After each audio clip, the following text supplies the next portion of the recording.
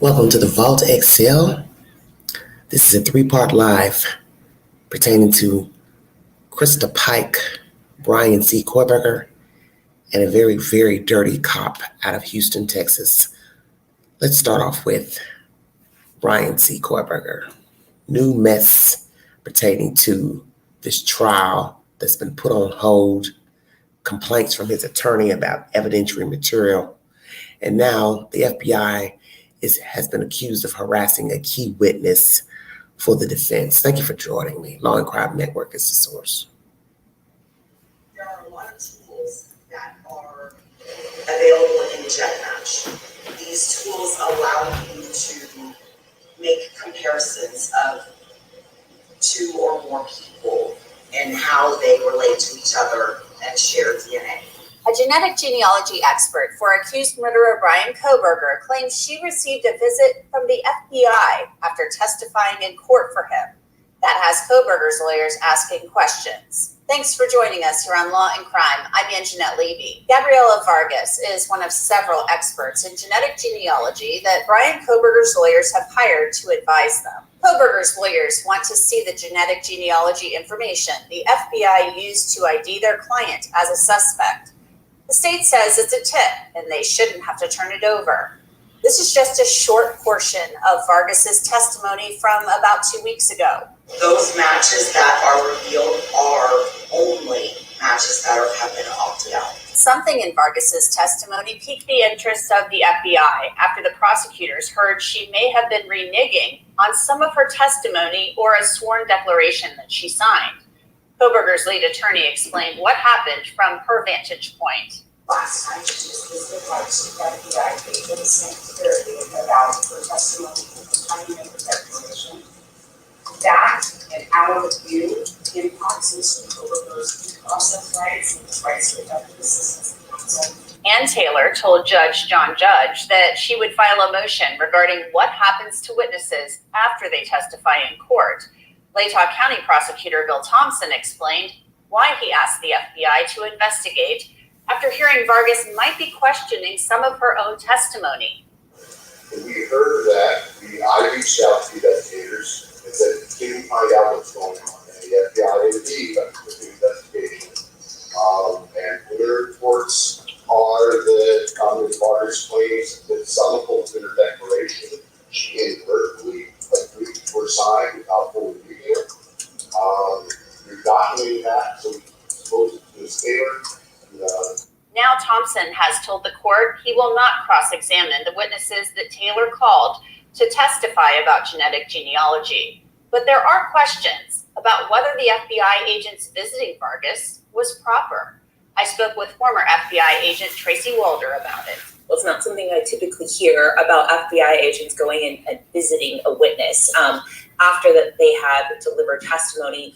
However, I think a lot of that lies with perception, right? How Mrs. Vargas felt during that discussion. And I would hope that copious amounts of notes were being taken. And I would hope that the FBI has a very good reason. But the interesting thing that I see here is the FBI is not the dominant investigatory team in the Kohlberger case. So I'm surprised that they were the ones that followed up with this, but it could be simply because she's in a different location and it's easier. Bill Thompson said this was about information he received after the hearing, but prosecutors had reserved the right to cross-examine some of the witnesses at a later date. Now they say, as I mentioned, that they are not going to do so, which also struck Tracy Walder as odd. Look, she is well respected in her field. Certainly she's testified at trials before, but if you had two agents showing up at your front door, I think anyone is going to have a defensive reaction to that, right? Because they're not there for good news typically. And so I do think it would have been much better had Ann Taylor had someone from the defense team accompanying her to a local FBI office for this interview to take place, because I think that just would have been much more comfortable all around versus someone basically surprising you in your home. And there's a reason that we do that, right? Is to catch people off of their guard. And so I think that might be some of the issue at play here. And I hate to go back to perception because it's so nebulous, but I think that's part of the problem. FBI agents do not typically record interviews or wear body-worn cameras. It's not clear whether that happened in this case or whether the agents simply took notes about the meeting with Vargas. The prosecution has filed information related to that under seal with the court, so the public cannot see it. Brian Kohberger has pleaded not guilty to the murders of Maddie Mogan, Haley Gonsalves, Ethan Chapin, and Xana Kernodle last November. A trial date has not yet been set. Kohberger remains in the Latah County Jail, where he is held without bail. His attorneys are asking the court to dismiss the indictment charging him with murder. They also plan to ask the judge to strike the death penalty from the case. For Law and Crime, I'm Anjanette Levy. All right, everybody. Whew, a lot of information to dissect. So why did they go, the FBI? Why wasn't it Latah County Sheriff's Department, Police Department, going to talk to this witness? What is contradictory or questionable about her own testimony? I'm wondering if she said something, obviously, and that's why the FBI went to her. Because as you hear this ex-FBI agent say, they never show up with good news. They're not showing up to talk to you about good news, usually. So obviously, the district attorney has heard something about her testimony or conversations about her testimony from her. And that's what I was thinking, is that somebody got wind of something negative from her mouth. And that's why the FBI was sent in. So what is it that she's questioning? Did she not like the tactics by the defense? Because you're there to testify on behalf of the defense. And when you watch her demeanor in that clip of the video, she seems very hype. Something about it is, I don't want to say troublesome to me, but something about it is off to me. That's what I want to say. Something about her demeanor in that clip where she seems, I don't know, just something's not right.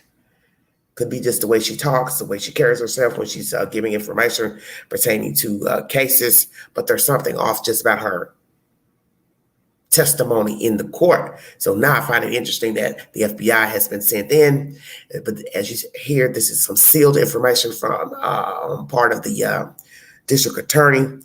So she has said something to someone for the FBI to go in to speak to her. Obviously, the FBI is in cahoots with Latah County District Attorney's Office. And as you also hear, the FBI is not the controlling entity of this case. They're not the lead on the case, but they still sent them in. They're in cahoots with the Latah County District Attorney's Office. So what is it that Latah County is questioning? And what is she questioning? Because that's the whole point of this sending the FBI in. She has said something about something. It's gotten repeated and it's gotten back to the district attorney. So is it that she feels inadequate about what she has said? Because that's what the state is accusing her of, reneging on what she said. So maybe she doesn't believe in what she said. How about that? And she's told someone or repeated it somewhere and it's gotten back. And that's why they sent the FBI in. Or was she doing some other nefarious business? See, you don't know people. That's how I look at life. And you got to hope that she's on the up and up in her field and doing what she's supposed to do legally and ethically and morally. Because we hear that a lot of times, most of the times, and I really didn't know this, that these witnesses that are called in, such as specialty witnesses, such as what she does, genealogy and testing and things like that, they are paid. So imagine that. A person comes to you to say, hey, I need you to test this. I need you to do this. I need you to make a give an analysis of my client, or such as, like mental analysis, blah, blah, blah. These people are paid.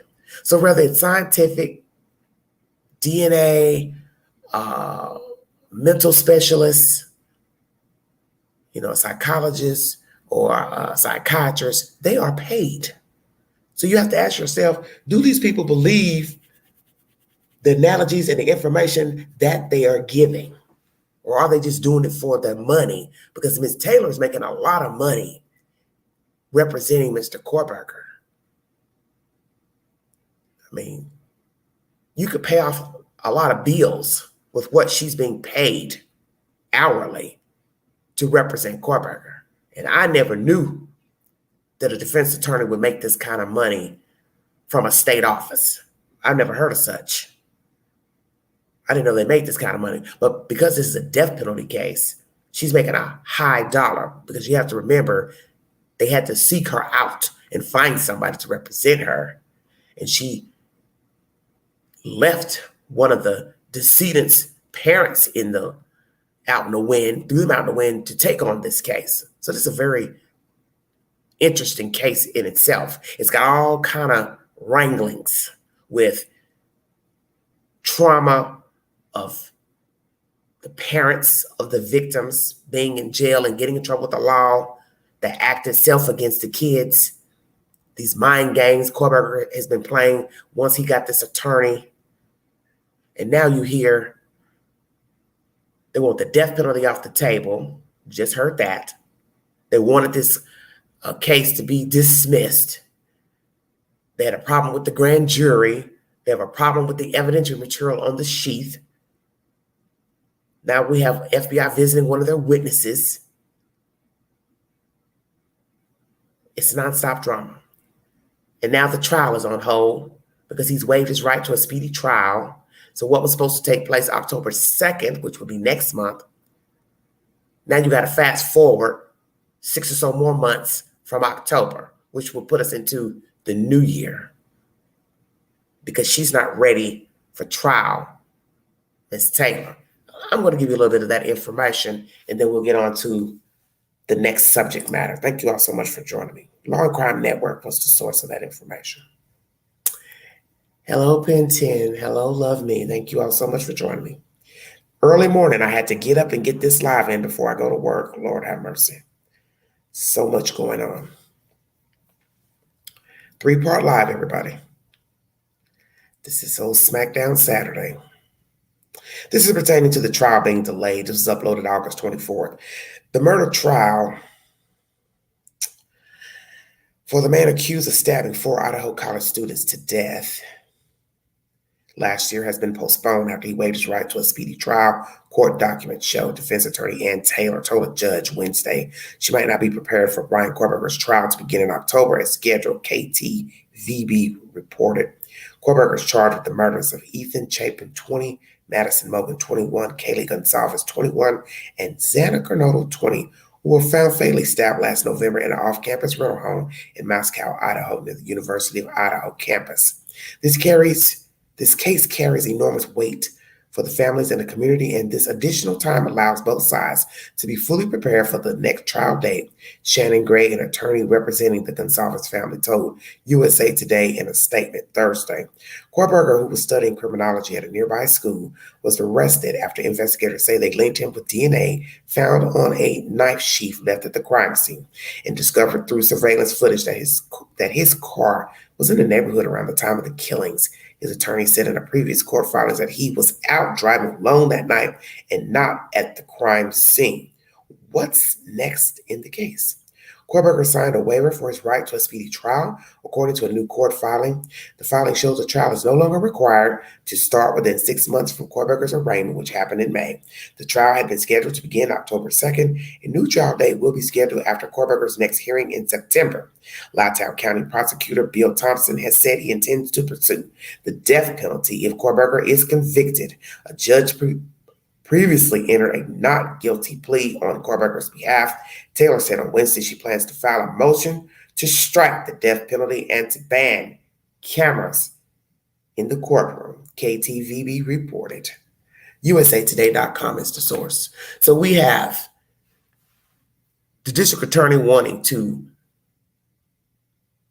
ask for the death penalty if Kohlberger is convicted. Ms. Taylor, a week or so ago, plans to file a motion to strike the death penalty. And I doubt that she'll win that argument due to the heinousness of the crime. He's waived his right to a speedy trial. So I'm assuming he'll have a hearing this month where the judge will make a decision about the next court date, which was supposed to be in October, but due to the fact that he's waived his right, I'm assuming it will take, presume, in the new year, which will be 2024. A lot has happened with this case. Bickering about the house being taken down, standing up. Many of us wanted it up because we felt like the jury, once chosen, should have a right to go on that property. It's an eyesore, of course, but give these people the opportunity to walk the property, get the layout of the property, get the layout of the neighborhood, so they could get a view of what took place that night and how the suspect, Mr. Kohlberger, entered the home, exited the home. I feel like they have a right to that. And so far, the house will still be standing, as for now. But this makes it worse for that situation, because if he doesn't go to court in October, what will happen as far as the house? See, there's always wranglings going on when something happens. So now we have to question that about the house. Will the school let the house remain since this fool has waived his right to a speedy trial? And as for this witness that testified about evidentiary material pertaining to Kohlberger and the gathering of DNA, maybe she has questions about her own information. Maybe she feels like she didn't tell the truth. Or she's confused. I don't know. But watching her on the witness stand, something about her is off to me. The way she was talking, I'm assuming the state must have been questioning her, because that's usually when people become combative, when the opposite team, the opposing team, is questioning their findings and their opinions. So perhaps she seemed a bit overt because the state was asking her questions pertaining to the information that she was giving. I don't know, this is something just off with her demeanor. And that's weird because I never watched this testimony. And I think it's strange that just looking at how she was behaving in this clip, we now have this information about the FBI visiting her. One moment, please.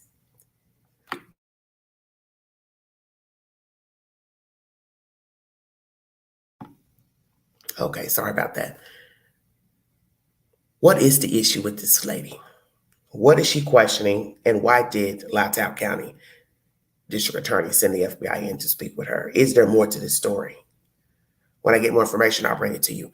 I rarely talk about Kohlberger, even though there have been a few updates pertaining to the delaying of the trial, them combating the evidentiary material, because I'm tired of talking about him, and I feel like everything he's doing at the moment, he and Miss Taylor, is just game playing, and it's disrespectful to the dead. It's disrespectful to the dead. It's disrespectful to the living, because these children were brutally murdered in their home, and we had a visitor, Mr. Chapin, and other people lived in that neighborhood, young people going to school, working, other homeowners. And that's very frightening to know that feet away from you, some young people were butchered inside of a house, not knowing, allegedly didn't know the suspect. That's very scary. Very scary. And they didn't have a lot of major crimes in Moscow, Idaho. And then here comes the brutal slaying of 4 individuals, 4 young people. That's a lot to digest. And then he was at a neighboring school, one state over, less than 15 minutes away, and just creeped into this town and wreaked havoc. That's a lot to digest. That's a lot to digest for anybody. A lot to digest for the people that attended the other school where he went. Because you got to remember, these people lived around him in apartments, went to school with him, and all along they were slumbering and sitting next to a murderer. It's very scary information. And I just have not been bringing a lot of updates pertaining to Kohlberger because I see what is going on with him. This is a game to him. This is a game with Miss Taylor. And I find it so interesting that she is a blonde-haired woman sitting next to this monster who sought out blonde-haired victims and another brunette and slaughtered them inside of their home. And here he is sitting next to a female representing him, and she's a woman and with blonde hair. How ironic. Christa Pike is my next subject matter. Oh, more nonsense pertaining to the death penalty. Many years ago, when I was a young woman, I heard about this case. It was right here in Knoxville, Tennessee, pertaining to a Caucasian female who got in cahoots with another black male at the Job Corps, and the Job Corps is no longer existing due to this case, conspired with him to lure a young girl, Miss Slimmer, to a area near the UT campus to murder her, lured her under the guise of getting high. But she was jealous of her because she felt like she was a rival, that this young black guy liked her or dated her, whatever the situation was. And they set her up, and she was brutally murdered. And since the conviction of that crime, Miss Pike has not been a good girl in prison. She's allegedly tried to kill someone in the prison, another female inmate, and I believe escaped. And when you watch videos pertaining to her hearings, because she has received the death penalty, she's hollering and screaming and all of that each time. First time when she was convicted, another time, I guess, going before the judge. And my thing is, you weren't hollering and screaming when you murdered that girl. You weren't hollering and screaming then. But when you go before the judge, now you want to holler and scream like, oh, my life is ending. Yeah. Because you made a sound choice to kill this young lady for a stupid reason. Now, the state of Tennessee has a new law pertaining to exacting the death penalty for young people, such as teenagers. The fact that their minds aren't fully developed, and they shouldn't be getting, I guess, the death penalty because of that reason. But that's the whole purpose of the death penalty. It's because of the crime that you committed, the heinousness of the crime. And many people are going to think at 18, Christa knew better. Because in order for you to lead her to the park under the rules of getting high, but you never got high, you beat the girl in the skull with a rock and carved a pentagram or whatever inside of her, had pieces of her skull in your hand. That sounds like somebody that knows exactly what they're doing. And that boy, he knew what he was doing because he went right along with it. And that's something that bothers me, is that a guy likes a girl or messed around with a girl, but once he's caught and the other girl finds out, the main girl, how do you go along with saying, yeah, okay, I'll help you kill that girl when you were liking something about that girl? And I've heard many cases like this of young people. The guy will go along with the main girl to kill the rival.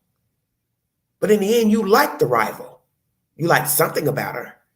But you will conspire with the main girlfriend to kill the rival. Does that make any type of damn sense? You're that weak-minded that you're caught with your foot in the trap, or let's say your hand in the cookie jar, and you decide to say, okay, I'll go along with this scheme to murder somebody I was actually interested in. Or you decide that you don't want to hear problems out of the rival.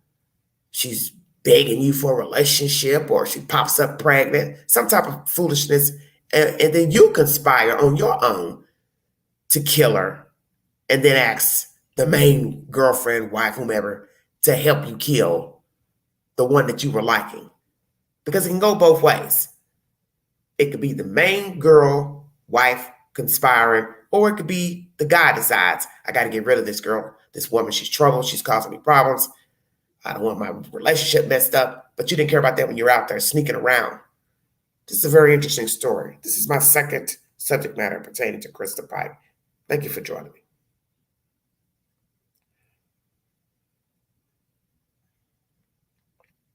If you'd like to donate to this great network, $Beganji129 Cash App Stickers in chat to welcome during the live stream.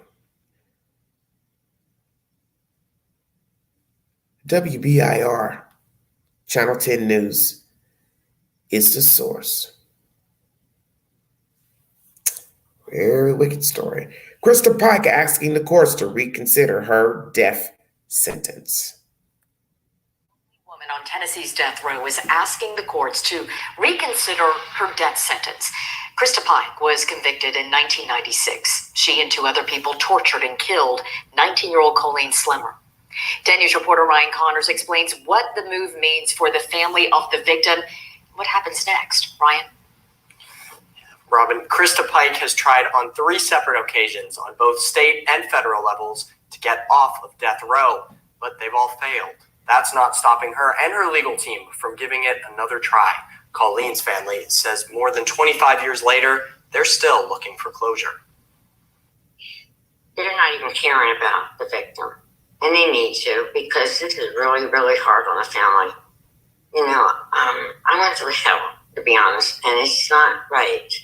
Colleen was tortured. That's the reaction of Colleen Slimmer's mother to a recent request from her daughter's killer. Christa Pike wants her death sentence reconsidered. She shouldn't have any appeals. Her appeals were done 2 years ago. So I don't understand why this has all of a sudden come up. She was sentenced to death. Everything was all done. It's been 28 years. The request asks the state to reevaluate how Pike was sentenced. Her lawyers claim her age and mental health weren't taken into account at the original sentencing. Pike was 18 years old at the time of the killing. Her lawyers say her brain wasn't fully developed. If a person's mental capacity is so limited as to be defined as intellectually disabled under the law, it is considered cruel and unusual punishment for the state to seek the death penalty against that person. Criminal defense attorney Chloe Akers is familiar with those sentencing laws. She represented Tyshawn Brooks in a case that went to the state Supreme Court. The court ruled juveniles are constitutionally different than adults for sentencing purposes. Akers says because Pike was 18 at the time of the crime, her case is different. The day that someone turns 18, they become the subject matter of the jurisdiction of adult criminal court in this country. Now, Robin, as far as what comes next, the court's going to hear from the state before they rule on this new motion to bring back the appeal. All right. Ryan, thank you very much. All right. WBIR Channel 10 News is the source. So she's exhausted appeals 2 years ago, says the mother. That's the mother you heard speaking of, Miss Colleen, the decedent. But Tennessee has a law on the books saying, I guess it's cruel and unusual to have a child go before the chopping board to be put to death. So this is the reason why it has come up, because obviously of a new Tennessee law of putting a young person, a child, basic, I guess, teenager to death. But as you've heard before, and in this commentary, that most young people, once they turn 18, they are considered an adult in a lot of states, because you're allowed to vote at 18. You're not allowed to drink, of course, but until the age of 21, but you are allowed to vote. I also believe you're allowed to buy cigarettes and smoking products at the age of 18.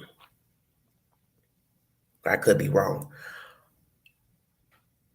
But you are considered an adult at 18. Now, naturally, I will agree to some degree that our minds are not as mature at 18. It's just that man has put that stipulation that you're legal at 18, but it doesn't mean that your mind is. I will agree with that. That sometimes an 18-year-old still has the mind of a 12-year-old, 13-year-old. And that goes on even into the 20s. That's why you still have people getting in trouble in their 20s up till the age of 30, because they still have a mind of a child, mind of a teenager. But the law doesn't care about that. That's the whole point of the story. You could be 22, 23, you act like you're 12, but you go out here and commit a crime. The law doesn't really care that you were abused, mentally abused, physically abused, you're underdeveloped, you have mental disabilities, you're ADHD, autistic, mentally slow, you're an adult. And as I've said, depending on the severity of the crime, one is going to say, oh, he or she knew better. Doesn't matter how they were treated as a child. Doesn't matter if they were ADHD. Doesn't matter if they were developmentally slow or they don't have a high IQ. The crime itself says you knew better. And when there's planning in a crime, no one is going to believe that you have a mental defect, even if you have it, even if it's verified by paperwork. They're going to say, well, you plotted this. You had a chance to change your mind. You're not schizophrenic. You're not verified as a schizophrenic. You're not hearing voices. You knew what you were doing. And that's the whole thing about plotting a crime, is once you decide to plot and the state can prove that you plotted a crime, that you had the fortitude to change your mind, then you're complicit. And I just remember now from hearing this information, there was another cohort in the crime. Another young lady, I believe it was involved in this crime against Colleen. Because I believe she was notified of the crime. It's been a long, long time. As you hear this lady say 28 years.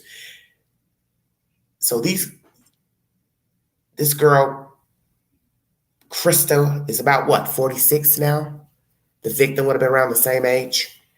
And Job Corps was designed for young people to learn a trade so they could do something productive with their lives. But when this crime took place in Knoxville, Tennessee, it put a bad taste on the name of Job Corps and in the community. And eventually, Job Corps was disbanded because it used to sit at an old hotel near the University of Tennessee. And then they turned the hotel into like a studio apartment. And then it became an apartment building for college students. And then eventually it was torn down. Hello, Inch. How are you? I'm good. Thank you for asking. Let's get a little more information pertaining to Christa Pike and this debacle of her wanting the death penalty.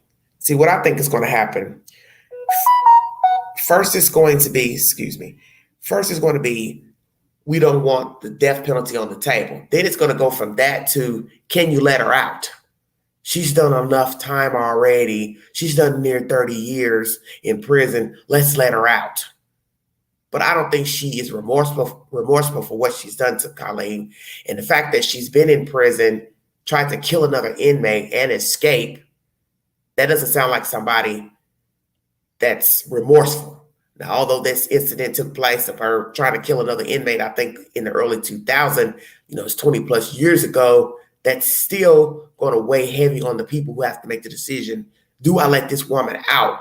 Is she reformed? And we know that most people don't get reformed in prison. You don't get reformed just because you did a lot of time in prison.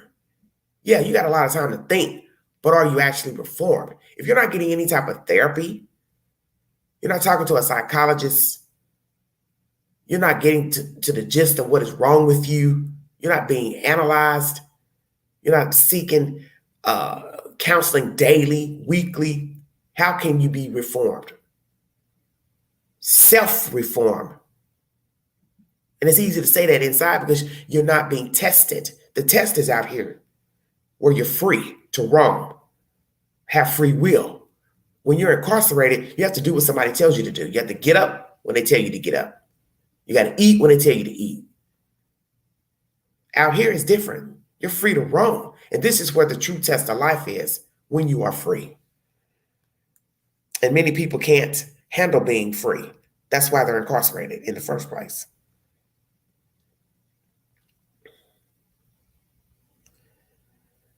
All right, everybody.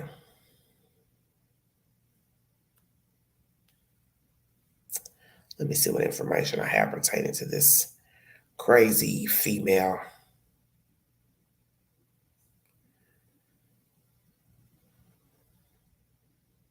I think she needs to stay in prison. I don't think Christa has learned her lesson. I would be afraid and fearful for the system to let her out. And then something else terrible happens. And that would be an awful thing, is to free her. And then she has an altercation with somebody else. Somebody says or does something she doesn't like. The next thing you know, she's back in jail.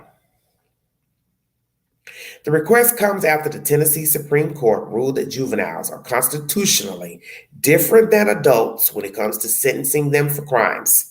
Attorneys are asking the court to reconsider a woman's death sentence in lieu of a new Tennessee Supreme Court ruling that juveniles are constitutionally different than adults when it comes to sentencing them for crimes. In 1996, Christa Gail Pike was convicted and sentenced to death for the murder of Colleen Slimmer on the University of Tennessee agricultural campus. She is now 45 years old, but she was 18 years old when she committed the crime. Her attorneys filed a motion to reopen her petition for post-conviction relief on Wednesday. They cited numerous state and federal court opinions, including State versus Booker, which happened in 2022. Pike's attorneys say her childhood was marked by severe, repeated physical and sexual abuse, rapes, and violence from a very young age. If Christa is executed for a crime she committed as a teenager, it will contradict Tennessee's deeply held beliefs in the value of human life and redemption, as well as the scientific consensus that youthful brains are not fully formed, especially for young people who experience severe abuse, neglect, and trauma, said attorney Kelly Gleason. It will demonstrate the cruel reality of Tennessee's arbitrary death scheme. Pike, her boyfriend, Tadero Shipp, and their friend, Shadala Peterson, plotted to lure Slimmer out with the promise of smoking marijuana. Pike and Shipp then tortured and beat Slimmer. This is Pike and the boyfriend. They beat her. They cut a pentagram in her chest. Pike bashed Slimmer's skull with a chunk of asphalt.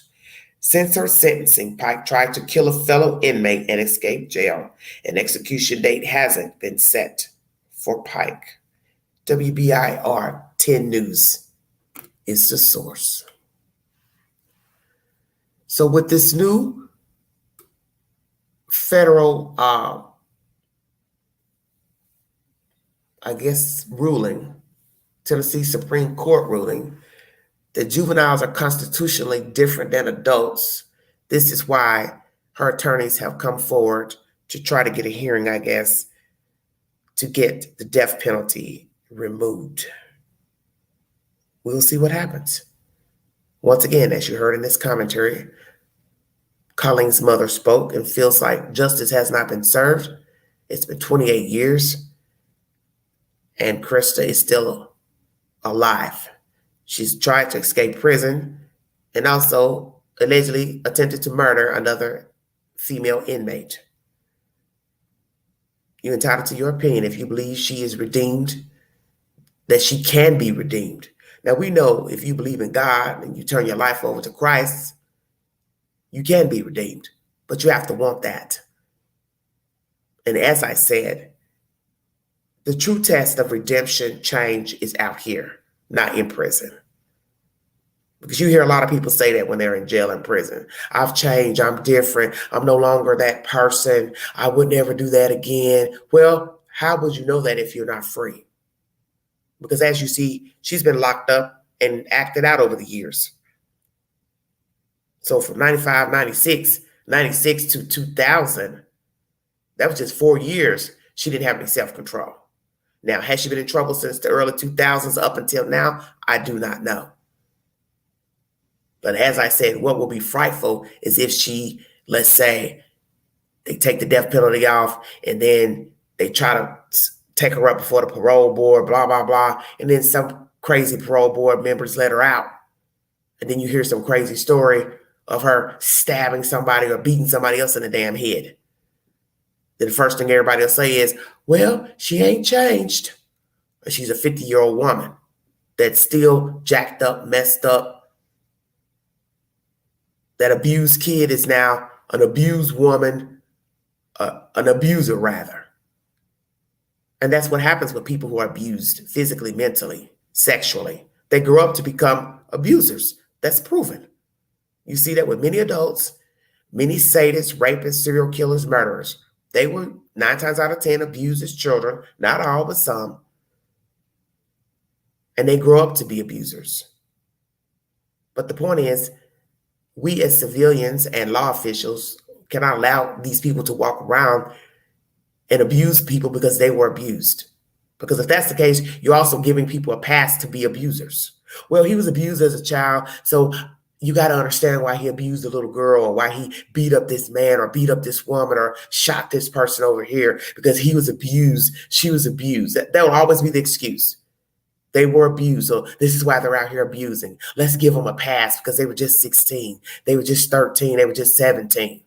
Well, where do you draw the line? 18 years old, give them a pass. 19 years old, give them a pass. Okay, now they're 20, 21. Do you still give them a pass? Because they were abused. They're young. As someone said in a comment under a video, despite all that Christa went through as a child, she still knew better. And even as a child, you know better. You know right from wrong. You may not have been taught properly. Somebody didn't rear you properly, or you chose not to listen. But by the time you're 18, you know not to lure somebody in the dark and beat them over the head and carve a pentagram in their chest. You can't go before a judge and say, I was abused as a child, I don't know any better. Yeah, she cried and hollered because she didn't want to go to prison. But that's the whole point. You're getting back way less than what you gave Colleen. Just a kid liking a boy. And not only did you conspire with this guy, you all end up getting another girl involved. And she was a fool too. So you had 3 fools together conspiring to kill a girl over her liking a guy or him liking her, or however it went. That's life. I wouldn't trust her on the street. As I just said, I would be very leery for the state to let her out. Let's just say the death penalty is removed. The next motion would be, let's see about getting her free. That would be the next motion. Get her out. And as I said, some kind souls could say, well, she's been in here 30 years, 40 years. Let's go ahead and free her. And then she's out free. And the next thing you know, you'll be hearing Christa Pike's name again. There has to be justice for Colleen Slimmer. She didn't deserve what happened to her. She was a young lady. She went to this Job Corps, obviously seeking to get a skill. And she never got the opportunity to live a full life, to date, to marry, to have children, work a job, travel, see the world, be productive. She was snuffed out by another Job Corps member, and that's Christa Pike and this ship and this other young lady.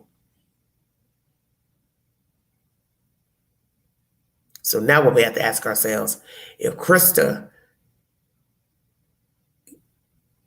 her attorney, is trying to get the death penalty off the table, what about the other 2 defendants?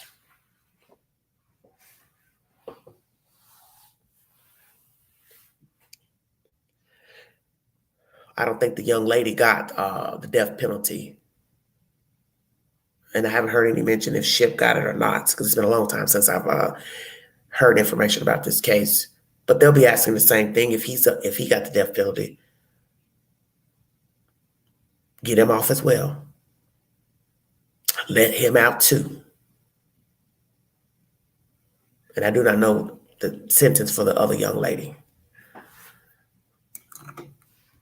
16 viewing, thank you all so much for joining me. Let me see what I can pull up pertaining to these people.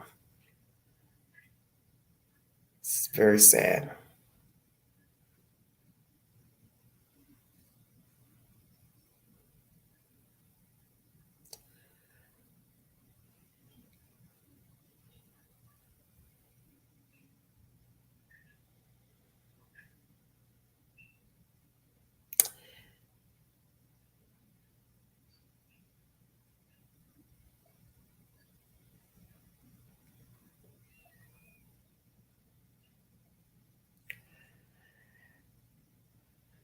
Trying to see if I can get some information pertaining to the other two people who went along with this crime.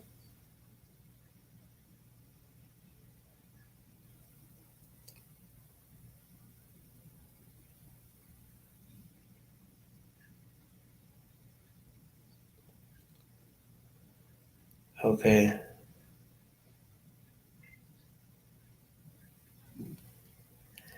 Can't find it. Try to find something about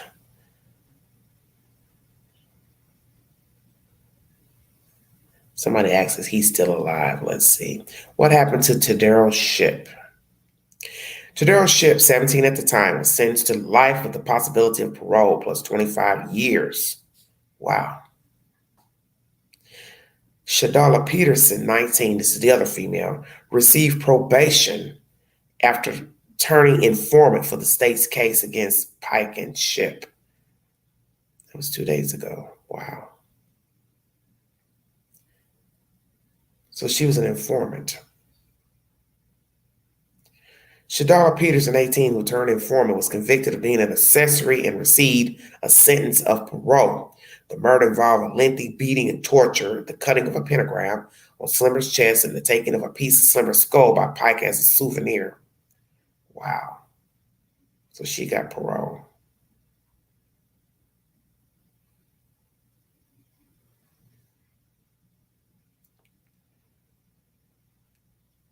Very interesting. See, this is what I don't understand. How you can give somebody time, short time in jail, or no time, and they were a part of the crime. This is crazy to me. Tadero Ship was born March 10, 1976 in West Virginia, is an American convicted murderer on death row. So he also got the death penalty as well.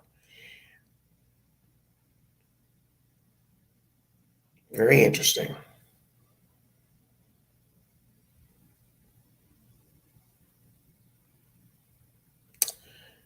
"47 years of age. Also on death row.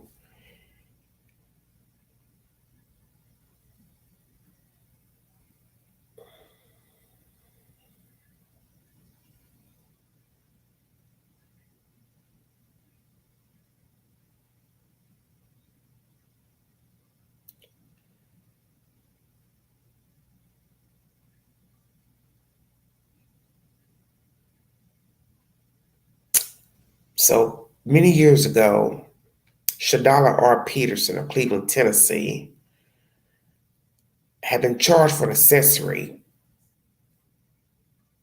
after the first-degree murder of Colleen A. Slimmer, 19. Peterson was indicted last year on a first-degree murder count, which prosecutor Joe Ham dismissed Wednesday as part of a plea agreement. This was many years ago. The other young lady who went along with this nasty business. It says, in exchange for her plea, Peterson received credit for 460 days in jail and was ordered to spend the balance of a 6-year sentence on state probation. She's expected to serve her probation in Cleveland. Knox County Criminal Court Judge Mary Beth Leibowitz accepted the agreement and imposed judgment. So 460. So that's over a year.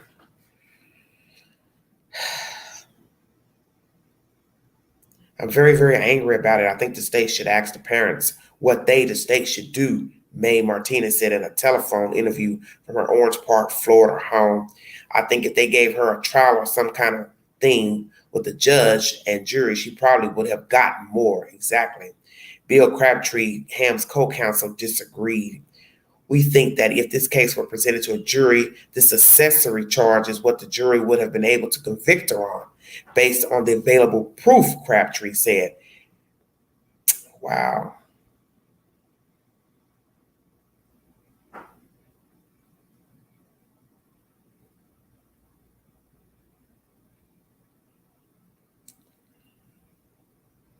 So Pike and the black girl were 18 at the time. Ship was 17, the black boy. They said they intended to murder Pike because Slimmer wanted to have sex with Ship, who was Pike's boyfriend. This is what the prosecution alleged. For 30 minutes to an hour, Slimmer was kicked, slashed, and beaten, according to court testimony. Pike and Ship carved a pentagram in Slimmer's chest while she was still alive, authorities allege. The prosecution alleges Pike and Ship killed Slimmer. When Pike spoke with police after the killing, she refused to identify accomplices.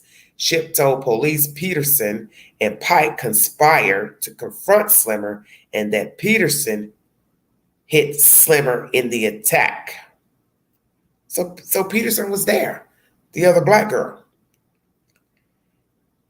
If the case had gone to trial, Helms said the state would have offered proof that Peterson was present at the murder. Other than that, the prosecution had no other proof to tie her to the slaying.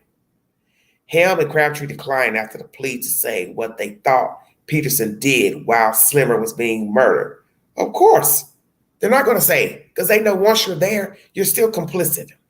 District Public Defender Mark Stevens, who represented Peterson, said his client admits being present at the killing, but insists that she did not know the young woman was going to be murdered. She also denies taking part in the attack in any way. So this is how I feel. If you and Pike hit the girl, because here it says, Ship told police, this is the black guy, he said Peterson and Pike conspired to confront Slimmer and that Peterson hit Slimmer in the attack. So you want me to believe you went along with these two people to confront this girl and you hit the girl alongside Pike and Ship, he's there too. Why would I not think you're part of the conspiracy? Because see, state law, such as here in Tennessee, if you go to a scene to rob somebody and you happen to have a weapon and they die in the commission of that crime, robbery, you go down. Even if you didn't intend to kill them, but you still took a weapon. Same thing for a cohort going along. You go down as well because you were there. And you didn't have to pull the trigger, but you were there for the robbery, there for the conspiracy. So you can be charged as an accessory. Even if you were just in the car, you stood, watched at the door, somebody died, a gun was used, you can go down as an accessory. So I don't see why she didn't get more time in prison. Because why would anybody believe you just hit her and then you walked away and ran? Or you're going to say, well, I didn't know it was going to go that far. I guess that would have been her defense. I thought we were just going to confront her, rough her up a bit. But I didn't know it was going to go this far to beating her to death. They were going to beat her to death. I hit her one time, but that was it. It's bullshit. She should have got more time in prison. And that's my personal opinion. Miss Peterson. So, Tadero D. Ship and Christa Pike are on death row. And this other young lady turned state's evidence and got time served plus probation, if I'm not mistaken. Yeah. Spent the balance of a 6-year sentence on state probation. So that's been many years ago. So I'm assuming she's free. It's a very sad situation.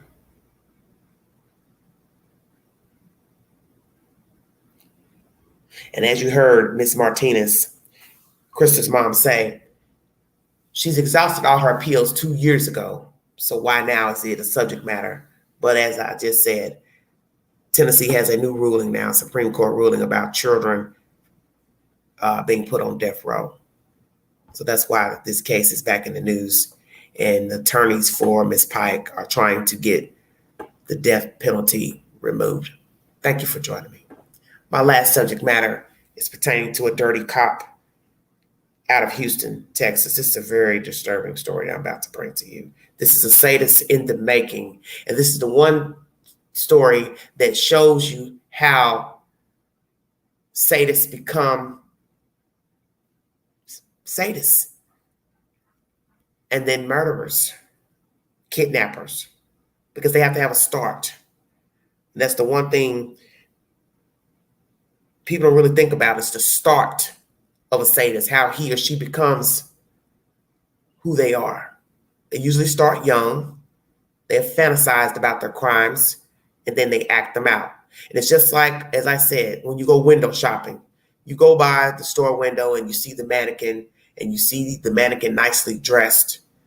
How many times are you going to walk by the store window before you decide to go inside of the store? You're going to want to go inside, and you're going to want to touch the fabric, look at the outfit. You might even want to try it on.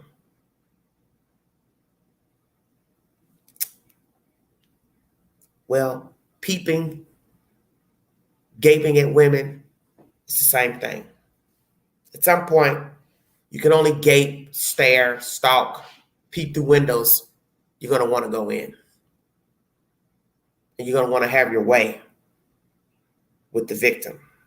KHOU 11 is the source. This is my last subject for this live stream. Thank you all so much for joining me.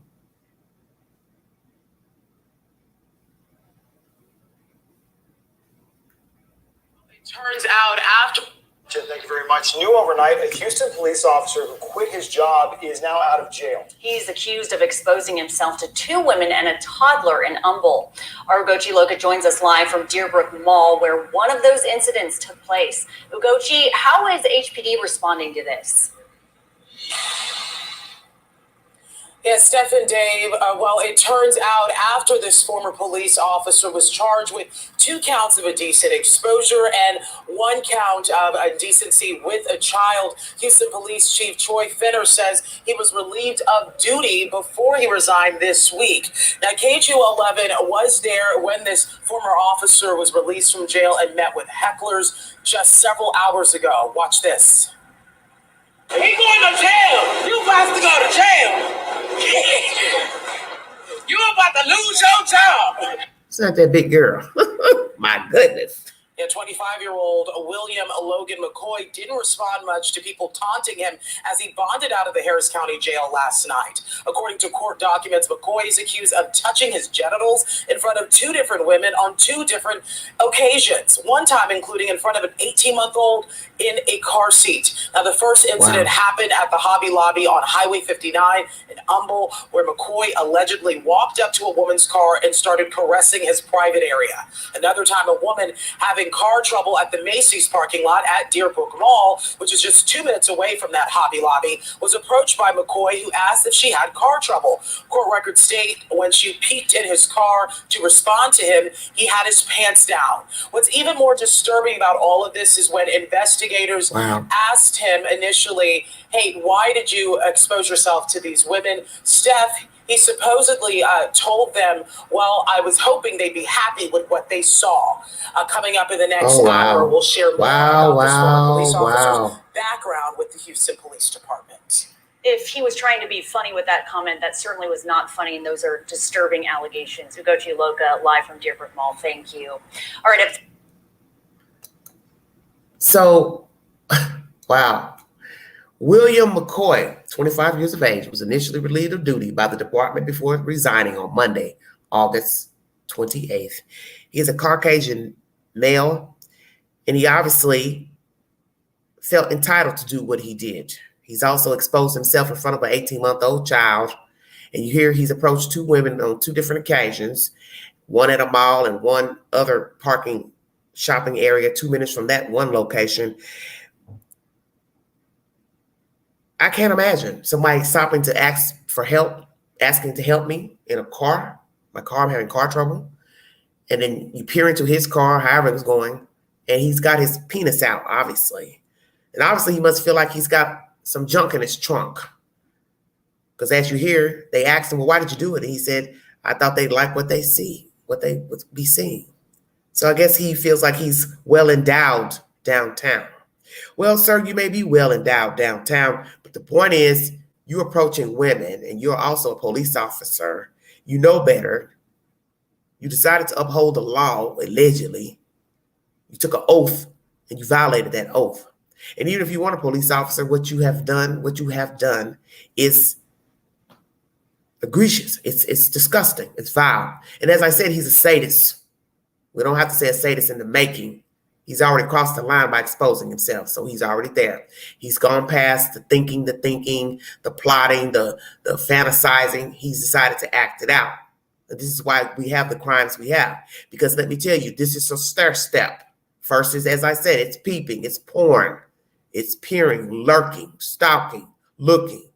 But at some point you want to touch, you want to reach out. So he can fondle himself looking at women walk by, expose himself, but that's not going to be enough at some point. He's going to want to start touching, because how much fondling of yourself you're going to do when a woman walks by, or you see a nice looking lady you're attracted to, girl, you're going to keep touching yourself. At some point, you're going to get tired of touching yourself. Well, Inch, I suppose you're correct. So what we have to ask ourselves is the obvious question. How long has he been a police officer? Number one. How many women and girls has he approached? Is it just adults, or is it young girls or children? Will there be other women come forward to say, yes, he did this to me as well? Because you got to remember, he could have been in plain clothes and exposing himself and fondling himself, and a woman didn't even know he was a police officer. But if you're doing it in uniform, your ass is just show enough crazy that you wouldn't even care about being seen with a badge number, your name, and touching your private parts. Then you're touching yourself in front of a child, which the child probably don't know what the hell you're doing, but still. But he has no respect for self. Because you don't have any respect for yourself if you're out fondling yourself in public, exposing yourself, no different than that crazy ex-police chief of Suffolk County up in New York, soliciting a damn man in a park at 10 o'clock in the morning, exposing himself. What the fuck is wrong with you? So that's what I'm saying. This man's already ventured out of the closet. He's out. Now you have to say what's going to happen now, because now his back is up against the wall. He was relieved of his duties. Then he resigned. He knew what to do, because he already knew he ain't going to be able to fight this in court. They're not going to want to keep him on the force. In the community, they're not going to want him on the force, considering Houston has so much crime, so much just enormous crime in the Houston and outside area. Nobody's going to go for a cop exposing himself and keeping him on the roster. Hell no. So you don't know people. And like I said, whether he was a cop or not, he was going to be a dirty bird. Whether he'd been a school teacher, an engineer, a garbage man, he's nasty. And he'll probably lash out now, because now he has no job. His reputation is ruined. He's got to fight, pay court costs and fines, get a sentence, and then he's got to live after that. And where are you going to go now to get a job after being a police officer, relieved of duties, resigned, and now your name's on Front Street as a freak? Who's going to trust you on a job? It won't even matter what the job is. As I said, it could be the garbage man, it could be anybody. They have to worry about you exposing yourself while on the clock, off the clock. Hell no. We're not going to hire you at McDonald's. We're not going to hire you as the garbage man. You'd have to take a job working from home. That's the only way he would get a job. And it's not saying that down the road, naturally we've heard of people who have committed heinous crimes against children, women, and they've been able to get jobs. They're convicted felons, sold drugs, committed atrocious crimes against women, children. They've been able to get work. Somebody hired them, whether it was under the table or a straight check. But Mr. William McCoy, for now, is going to have to find a job from home. And when the people decide to run the background check, that's what's going to come up. Cop relieved of duties, resign, accused of exposing himself to 2 women and a child. And that's just for the 2 that have said something.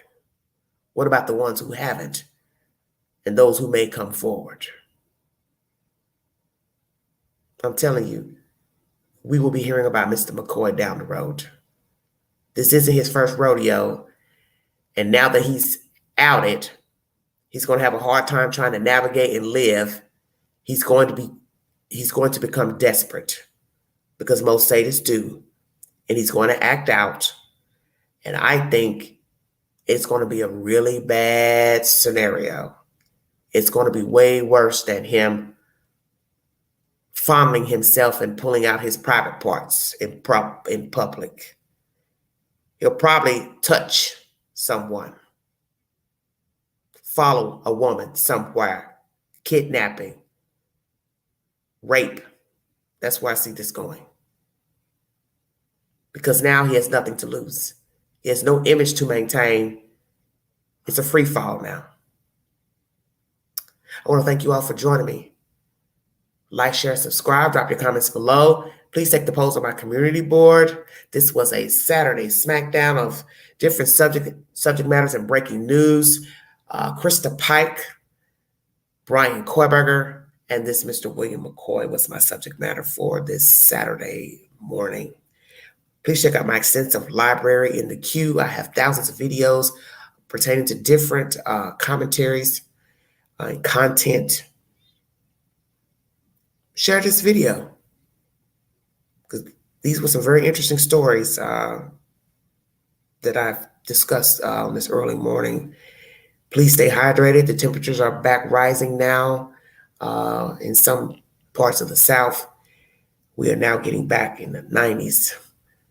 That's the projection of the weather here as of late in East Tennessee.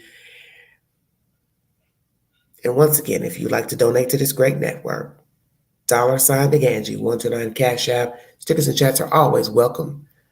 Thank you all so much. Thank you, Angie. You have a wonderful weekend as well. Thank you all who joined in this early morning. Please be safe. Stay hydrated. If you see something, say something. Be a part of the solution, not the problem. Mind the children. There's a wicked story that's in the news right now. Law and Crime has done a story. It's on my community board about a woman who's been accused of abusing her children and starving them.